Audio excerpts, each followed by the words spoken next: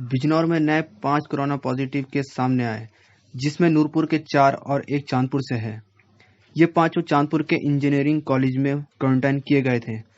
अब इन पांचों में कोरोना की पुष्टि होने के बाद मुरादाबाद के लिए रेफर कर दिया गया था।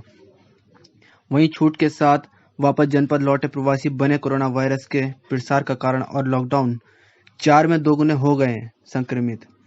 तीनों लॉकडाउन में कोरोना से 46 केस सामने आए थे, जिसमें से चांदपुर के एक निवासी की मौत भी हो गई थी, जबकि लॉकडाउन 4 में कोरोना के केस बढ़कर लगभग 2 गुना हो गए हैं। इससे यह सामने आया कि तीनों लॉकडाउन पर चौथा लॉकडाउन भारी पड़ा।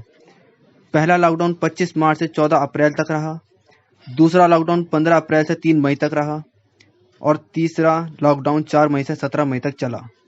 तीनों लॉकडाउन के दौरान जनपद में कुल 46 पॉजिटिव रोगी पाए गए थे।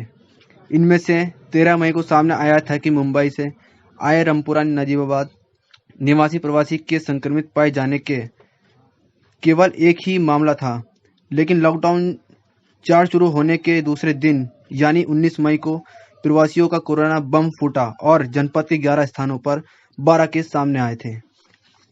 20 मई को 3 केस सामने आए थे, 22 मई को 9 केस सामने आए थे।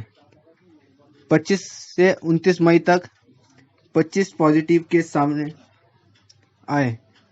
हैरान करने वाली बात यह है कि ये सभी प्रवासी थे। हल्दौर के पावर्टी निवासी एक कोरोना पॉजिटिव की मौत भी लॉकडाउन 4 में हुई थी। हालांकि मुंबई से लौटे इस वृद्ध के कोरोना पॉजिटिव होने की रिपोर्ट वृद्ध की मौत होने के बाद आई थी। तीनों लॉकडाउन में 46 पॉजिटिव केस सामने आए थे, लेकिन लॉकडाउन 4 में 31 मई तक यह संख्या बढ़कर 100 हो गई, जिसमें से 60 मरीज ठीक होकर अपने घर जा चुके हैं। वहीं 2 की मौत हो चुकी है, जबकि जिले में अभी भी 38 एक्टिव केस हैं।